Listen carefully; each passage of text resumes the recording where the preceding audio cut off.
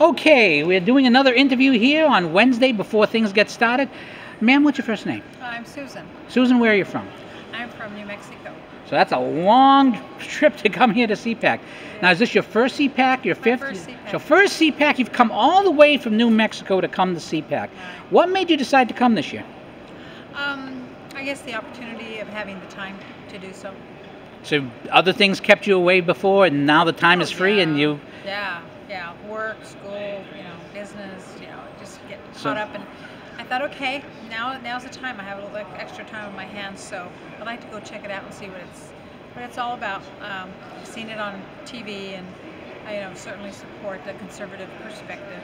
Now, is there I want to preserve democracy, and I believe that CPAC is making an effort to do that. So now, is there a particular speaker you're looking forward to seeing, a particular event you're looking forward to attending? Not particularly. I think they're all valuable and just would like to participate in all that it has to offer. All right. Now, I am going to ask you the questions I'm asking everybody in order to gather the data points I'm trying to gather. Yeah. Now, it's the first year of the Trump administration is finished. Would you give the president thumbs up, thumbs down, or half and half? Oh, thumbs up. All right.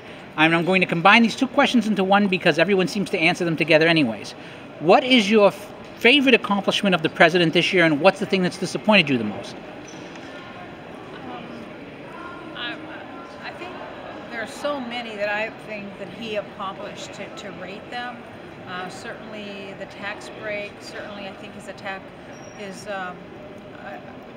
the attack on Syria was important. You were the first person to mention the move on Syria, and I think that was. I don't think it's the biggest thing, but I think it's a huge thing, and nobody else. You get full marks for mentioning that. Nobody brings that up.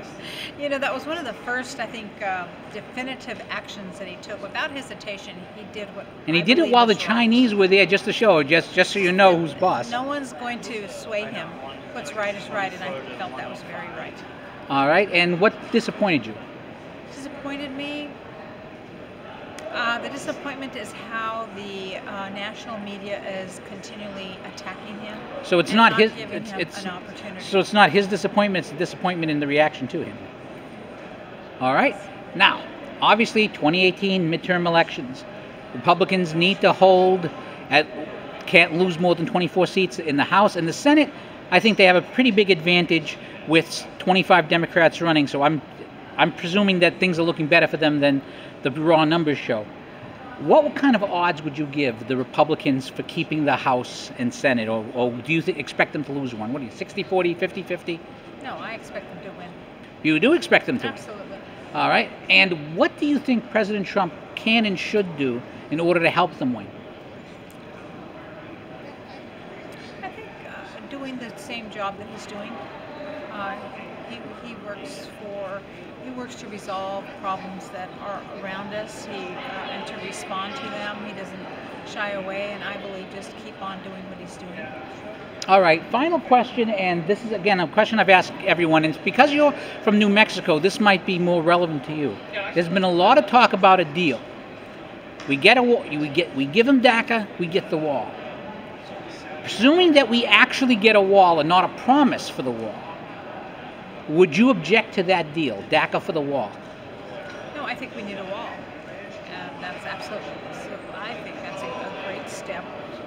Perhaps, we look into the future and say, oh, well, at this point, we really don't need a wall. That's kind of archaic to be thinking about a wall. But nothing else has resolved the issues. And so if we can put up a wall for 20 years, 10 years, I think it's going to help and look and see the seriousness of this country actually having borders. And with borders, you can have a country. All right. Well, thank you so much for your time. I hope you enjoy CPAC this year. And I hope to see you here next year if I manage to come myself. Oh, good. Thank you for the cannolis. Oh, yeah, I hope you love them. Thank you.